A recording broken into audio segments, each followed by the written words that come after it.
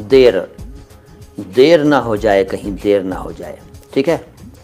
तो विलंब कहते हैं हिंदी में, विलंब, विलंब अंग्रेजी में डिले, लेकिन देर ज़्यादा चलता है ना, देर, गोल है और वो बड़ी है, बड़ा आसान है, कई दफ़ा बता चुका हूँ। जो गोल है होती है उसको सिंपल है कहते हैं, ह भी कहते हैं कई बार, ह, लेकिन जो जीम चे है, खे वाली है उसको है कहते हैं, है, ह, ह, ये साउंड है इसका, ह, ह, ह, समझ में आ रही है क्या, ह, ठीक है।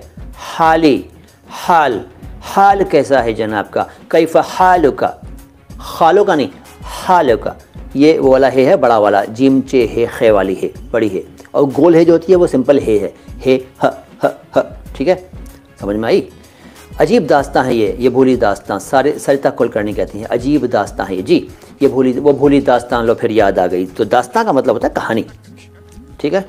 अगला शब्द सर, ये रेशम गौतम कहते हैं सर मुल्हिद का माने, मुल्हिद शब्द का अर्थ, मुल्हिद का मतलब है नास्तिक, जो ईश्वर अल्लाह खुदा भगवान गॉड को ना मानता हो वो मुल्हिद है, ठीक है, यानी कि नास्तिक है।